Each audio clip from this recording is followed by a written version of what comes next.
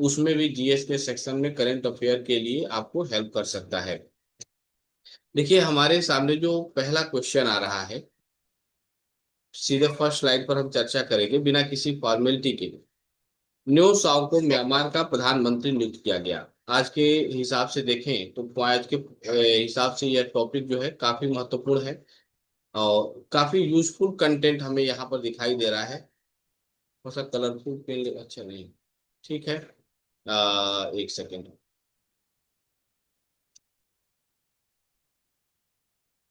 ये भी ठीक नहीं चल रहा है, इस पर पीला ही चलेगा, चलिए ठीक है। तो हम लोग क्या डिस्कस कर रहे थे कि न्यू साउ को म्यांमार का प्राइम मिनिस्टर नियुक्त किया गया। बहुत ही अच्छा क्वेश्चन है जो कि पड़ोसी देश में हुए घटनाक्रम से संबंधित क्वेश्चन है और एक तरह से देखा जाए तो अंतर्राष्ट्रीय महत्व का प्रश्न है और वो आसपास के देशों में यदि कोई घटना घटित होती है तो एग्जाम के पॉइंट ऑफ व्यू से हमारे लिए महत्वपूर्ण हो जाता है। तो म्यांमार का प्रधानमंत्री किसे नियुक्त किया गया है? तो हाल ही में न्यू साओ को म्यांमार का प्राइम मिनिस्टर नियुक्त किया गया है। तो न्यू साओ आप याद रखेंगे। इनके बारे में एक बात हम डिस्कस कर दें कि वर्तमान प्रधानमंत्री जो न्यू साओ हैं, 31 जुलाई 2025 को कार्यवाहक राष्ट्रपति मिन ऑन ह्वाइंग ने इनकी नियुक्ति किया था। किसने इनकी नियुक्ति किया था? मिन ऑन ह्वाई ने इनकी नियुक्ति किया था। तो यहाँ से दो ही तीन क्वेश्चन बन सकते हैं कि जनरल मिन ऑन ह्वाइंग ने, हम केवल ह्वाइंग लिख दे रहे हैं, जनरल मिन ऑन ह्वाइंग ने 1 अगस्त को न्यू साउ को म्यांमार का प्रधानमंत्री नियुक्त करने का काम किया है।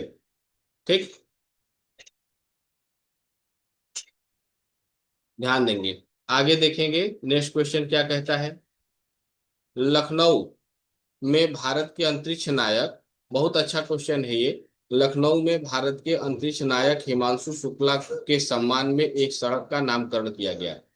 बहुत बहुत इंपॉर्टेंट क्वेश्चन है और ऐसे क्वेश्चन जो है ये करीब करीब 10 करोड़ के 10 CR के बजट से ये सड़क बनने का काम होगा। तो हिमांशु शुक्ला, और आज के तमाम अखबारों में ये छपा हुआ भी है कि हिमांशु शुक्ला के नाम पर लखनऊ में बनेगी सड़क, पास हुआ 10 करोड़ का बजट। नगर निगम ने इंडियन एस्ट्रोनॉमी को दिया सम्मान। तो ये नगर निगम के द्वारा इंडियन एस्ट्रोनॉमी को ये सम्मान दिया गया और इस सम्मान में ये शुभांशु शुक्ला हैं, शुभांशु, जिन्होंने हाल ही में अंतरिक्ष यात्रा की और इनको यह सम्मान से क्या किया गया, नवाजा गया कि लखनऊ में नगर निगम ने करीब 10 करोड़ की लागत से इनके नाम पर सड़क बनाने का काम करेगी। तो ये प्रश्न इंपॉर्टेंट था, एग्जाम की दृष्टि से बहुत महत्वपूर्ण था और इसको आप याद रखेंगे। और जब ये अंतरिक्ष में यात्रा करने गए थे तो उस समय खूब हिप हिप हुर्रे और भांगड़ा बजा था और उनको अंतरिक्ष में रवाना किया गया। सफलतापूर्वक इन्होंने अपनी यात्रा पूरा किया। अगला सवाल लेकर आते हैं, अगला क्वेश्चन देखिए क्या कहता है। सिक्किम भारत में औपचारिक विश्राम अवकाश योजना शुरू करने वाला पहला राज्य बना। ये बहुत अच्छा क्वेश्चन है अपने आप में कि सिक्किम भारत का पहला राज्य बना है जिसने, सिक्किम भारत का पहला राज्य बना है जिसने विश्राम अवकाश योजना शुरू किया। तो आपका सही जवाब है क्या?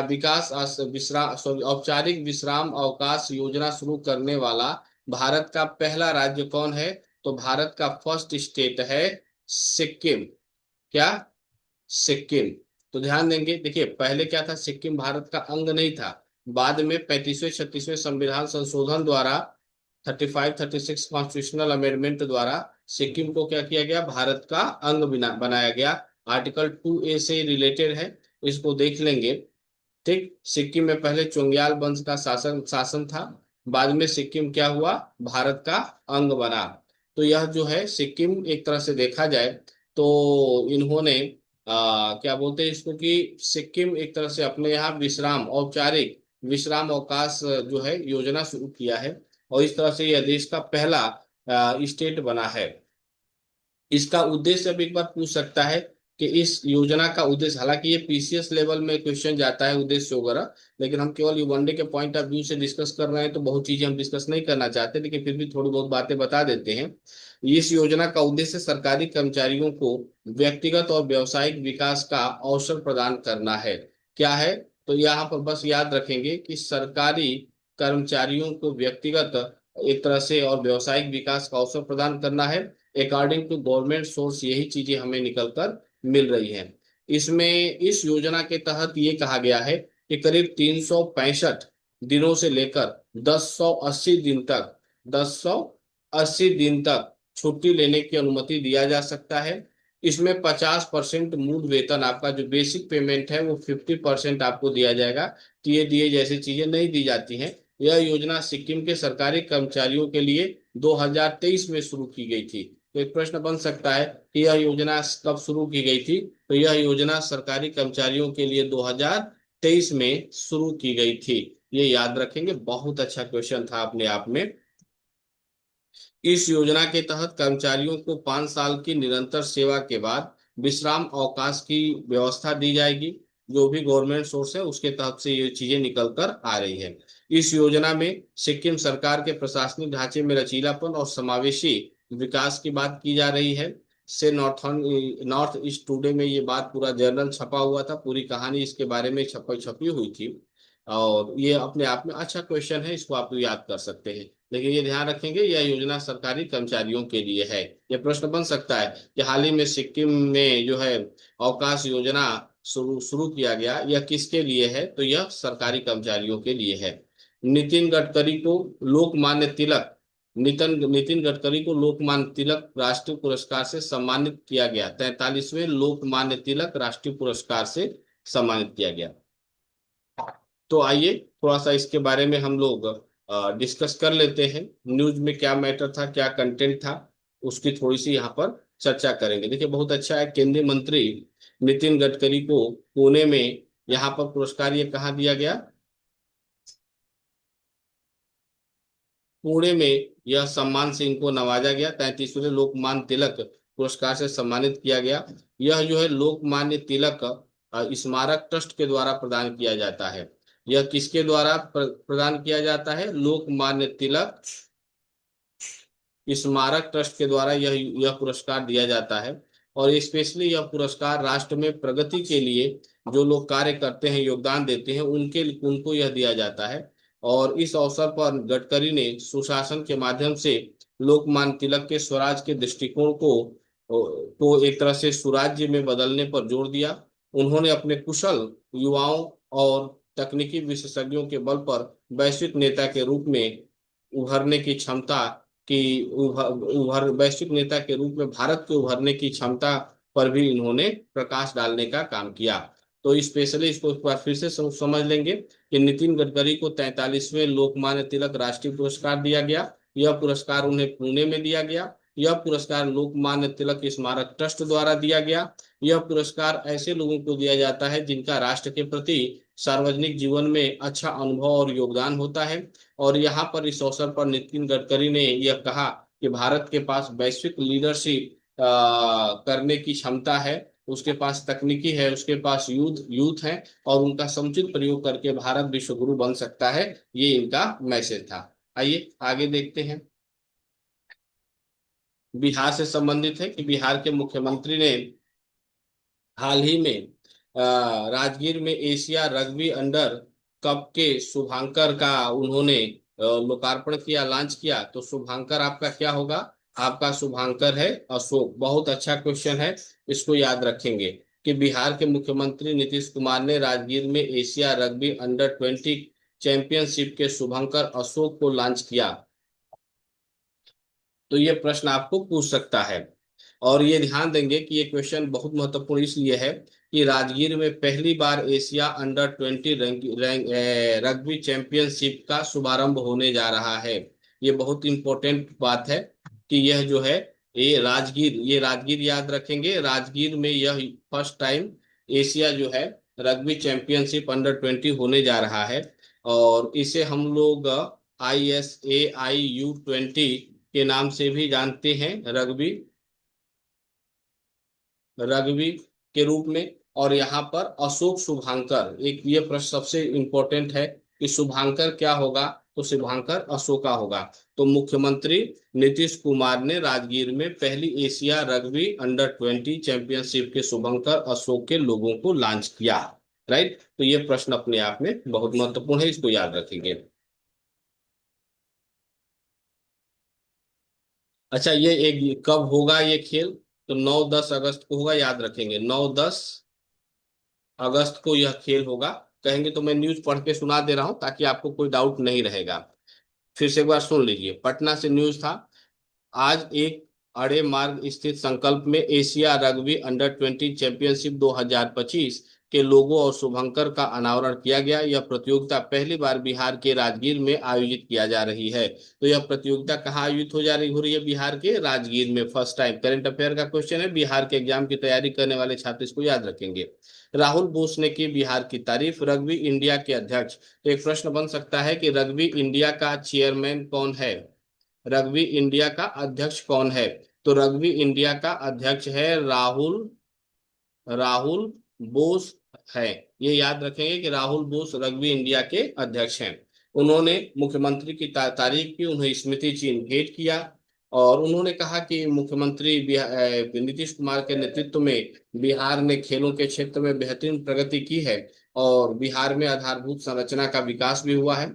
मुख्यमंत्री ने भी इस मौके पर खुशी जताई और मुख्यमंत्री ने कहा कि यह गर्व की बात है कि बिहार पहली बार इस अंतर्राष्ट्रीय प्रतियोगिता की मेजबानी कर रहा है। रग्बी बिहार में लोकप्रिय हो रहा है और इसके आयोजन से युवाओं को सकारात्मक संदेश जाएगा। उन्होंने कहा कि बिहार के खिलाड़ी राष्ट्रीय स्तर पर अपनी पहचान बनाने में सफल हो रहे हैं। राजगीर में 9 और 10 अगस्त को यह खेल आयोजन किया जाएगा। इस चैंपियनशिप का आयोजन 9-10 अगस्त 2025 को राजगीर स्थित राज्य खेल अकादमी बिहार खेल विश्वविद्यालय परिषद में किया जाएगा। तो बिहार खेल विश्वविद्यालय भी कहाँ है, ये भी प्रश्न इंपॉर्टेंट है कि बिहार खेल यूनिवर्सिटी कहाँ है, तो राजगीर में के परिसर में इसका आयोजन किया जाएगा। बिहार सरकार ने आयोजन के लिए कितना करोड़ रुपया दिया है, तो 4.08 करोड़ रुपया इस खेल के लिए सरकार ने दिया है। इसमें टोटल 9 देश इसमें टोटल भाग लेंगे और 9 देश के 16 टीम इसमें भाग लेगी। ये याद रखेंगे, 9 देश की 16 टीम इस खेल में भाग लेगी। इस प्रतियोगिता में भारत भाग लेगा, चीन भाग लेगा, हांगकांग भाग लेगा, यूएई भाग लेगा, कजाकिस्तान, उज्बेकिस्तान, श्रीलंका, मलेशिया और नेपाल भाग लेगा। पुरुष वर्ग में 8 और महिला वर्ग में 8 टीमें भाग लेंगी और सभी टीमें राजगीर में ठहरेंगी। तो इसमें पुरुष वर्ग में और महिला दोनों में देखेंगे तो 8-8 टीमें यहाँ पर भाग लेंगी। तो कई इंपॉर्टेंट क्वेश्चन यहाँ से निकल कर आए। इस तरह से आप इसको पढ़ेंगे करंट अफेयर तो अच्छा तैयार हो जाएगा, जिसमें करंट के जो इंपॉर्टेंट टॉपिक है वो तो डिस्कस कर रहा है, खास में न्यूज में क्या छपा है वो न्यूज पढ़कर मैं आपको सुना दे रहा हूँ। इससे आपकी तैयारी जो है बेहतर और कंप्लीट हो जाएगी। राइट, अब आइए देखते हैं आगे क्या कह रहा है। आगे कह रहा है कि आर्द्र भूमि रामसर कन्वेंशन के पक्षकारों का सम्मेलन की 15वीं बैठक जिम्बाब्वे में आयोजित की जाएगी।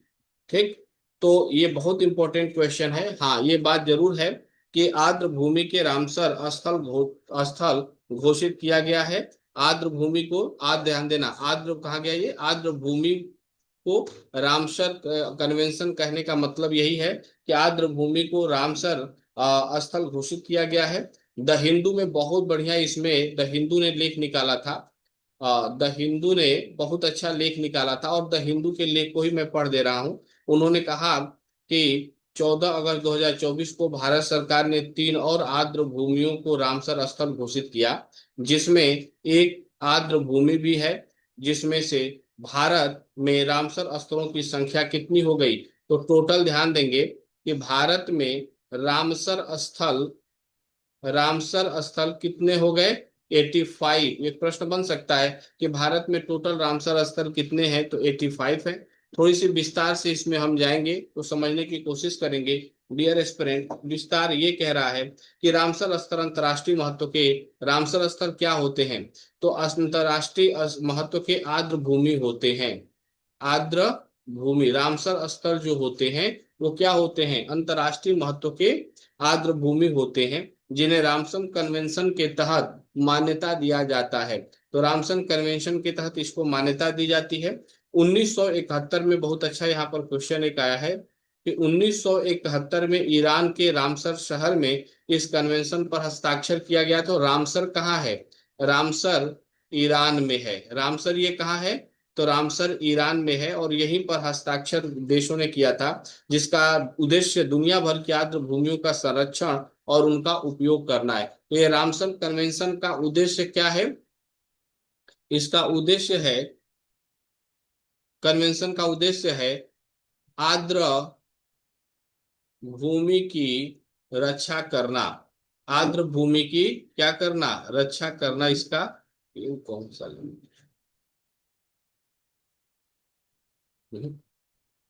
आर्द्र भूमि की क्या करना? रक्षा करना इसका उद्देश्य है। ये इनको थोड़ा सा मोटा करना पड़ेगा। क्या करना है? दुनिया भर की आर्द्र भूमि का रक्षा करना ही इसका उद्देश्य है रामसर का। राइट। और रामसर कहाँ है? ईरान में है। 1971 में ईरान में रामसर कन्वेंशन हुआ था, और वहां पर यह डिसीजन लिया गया कि, और भारत में अभी तक कितने 85 रामसर स्थल हैं, जिसमें भारत ने हाल ही में आर्द्र भूमि को रामसर स्थल घोषित किया। अब एक प्रश्न यहाँ पर बनता है डियर स्टूडेंट की, थोड़ा सा हम चर्चा कर लेंगे कि आर्द्र भूमि क्या है। देखिए, स्पष्ट कह रहा है कि आर्द्रा भूमि एक आर्द्र भूमि है, जिसे आर्द्रा भूमि के बारे में थोड़ा सा हम डिस्कस करेंगे। आर्द्रा भूमि एक आर्द्र भूमि है जिसे रामसर स्थल के रूप में मान्यता दिया जाता है। यह भारत में स्थिर है। रामसर स्थलों को अंतर्राष्ट्रीय महत्व की आर्द्र भूमि माना जाता है। यह स्थल जैव विविधता और जल संसाधनों के संरक्षण में महत्वपूर्ण भूमिका निभाते हैं। भारत में अभी तक 85 रामसर स्थल हैं। भारत में रामसर स्थलों का महत्व क्यों है? तो रामसर स्थलों का मुख्य उद्देश्य आर्द्र भूमि को संरक्षण प्रदान करना होता है। यह स्थल जैव विविधता के संरक्षण में अपनी महत्वपूर्ण भूमिका निभाते हैं। यह स्थल जल संसाधनों के प्रबंधन और संरक्षण में भी महत्वपूर्ण रोल प्ले करते हैं। रामसर स्थलों का संरक्षण पर्यावरण और मानव कल्याण की आवश्यकता है। ये आपका डिटेल में रहा। अब आगे हम अगले क्वेश्चन पर विचार करते हैं। अगला जो क्वेश्चन है, खालिद जमील को अखिल भारतीय फुटबॉल महासंघ का सीनियर पुरुष भारतीय राष्ट्रीय टीम का मुख्य कोच नियुक्त किया गया। इतना याद रखेंगे, काम चल जाएगा। ठीक। तो ये आपका इतना बस याद रखेंगे कि अखिल भारतीय फुटबॉल महासंघ AIFF AIFF ने खालिद जमील को भारतीय पुरुष राष्ट्रीय फुटबॉल टीम का मुख्य कोच किसके नियुक्त किया? इन्हें, खालिद जमील को क्या किया है? इन्होंने पुरुष भारतीय राष्ट्रीय टीम का कोच नियुक्त किया है। इनको याद रखना है। यह नियुक्ति 2012 के बाद किसी भारतीय कोच की राष्ट्रीय टीम में पहली वापसी है। इससे पहले 2012 में नियुक्ति हुई थी। 2012 के बाद ये पहली बार नियुक्ति हो रही है। ठीक। तो ये इसको याद रखेंगे। जो न्यूज था वो भी हम पढ़ के आपको सुना दे रहे हैं कि Khalid Jamil was appointed as the head coach of the senior Indian men's national football team by the all India football federation AIFF। तो ऑल इंडिया फुटबॉल फेडरेशन ने 2012 के बाद पहली बार किसी भारतीय को सीनियर पुरुष भारतीय राष्ट्रीय टीम का कोच नियुक्त किया है। और कोच किसे नियुक्त किया है? खालिद जमील को नियुक्त किया है। आगे कह रहा है कि this appointment marks the return of an Indian coach to the national team after 2012। Indian super league official website पर इससे संबंधित जानकारी आपको सेंड किया गया या दिया गया है। तो ये आपको ध्यान में रखना है। अगला क्वेश्चन देखते हैं। शशि प्रकाश गोयल को उत्तर प्रदेश का मुख्य सचिव नियुक्त किया गया है। तो उत्तर प्रदेश का जो है मुख्य सचिव, इनको इसमें कोई बहुत क्वेश्चन नहीं आएगा, और बैच वगैरह से रिलेटेड क्वेश्चन जो है यहाँ पर पूछता उछता नहीं है। तो यहाँ पर बहुत समय नहीं गवाएंगे, बस इतना याद रखेंगे, क्योंकि ये उत्तर प्रदेश के ही एग्जाम में क्वेश्चन बनेगा। तो उत्तर प्रदेश का जो है कोच किसे नियुक्त किया गया है, तो शशि प्रकाश को उत्तर प्रदेश का कोच नियुक्त किया गया है, इसको याद रखेंगे। यहाँ पर एक और क्वेश्चन है बहुत important. Gomti Nagar railway station को उत्तर प्रदेश का पहला प्राइवेट रेलवे स्टेशन घोषित किया गया है। अच्छा क्वेश्चन है। उत्तर प्रदेश की राजधानी है कहाँ, लखनऊ। और उत्तर प्रदेश की राजधानी लखनऊ के गोमती नगर रेलवे स्टेशन भारतीय रेलवे के इतिहास में एक नया अध्याय जोड़ने जा रहा है। यह स्टेशन उत्तर प्रदेश और पूर्वोत्तर रेलवे का पहला प्राइवेट स्टेशन बन गया है। यानी कि उत्तर रेलवे और पूर्वोत्तर नॉर्थ ईस्ट रेलवे का ये पहला रेलवे स्टेशन है जो प्राइवेट हाथों में दिया गया है। यहाँ ट्रेन संचालन, सुरक्षा, टिकट बिक्री को छोड़कर सभी सेवाएं निजी कंपनियों के हाथ में होंगी, है ना। सभी जो है निजी कंपनियों के हाथ में होंगी, ऐसा जो है यहाँ पर डिस्कस किया गया है। ये कंप्लीट हो गया। और इसके बाद हम लोग थैंक यू स्लाइड पर आते हैं। आप लोग क्लास में बने रहे इसके लिए धन्यवाद। चैनल को सब्सक्राइब कर लीजिए ताकि नोटिफिकेशन आपको टाइम टू टाइम मिलता रहे और ऐसे मजेदार क्लास आप पढ़ते रहें और उसे परीक्षा में आप अपना लाभ लेते रहें और सिलेक्शन पक्का करते रहें।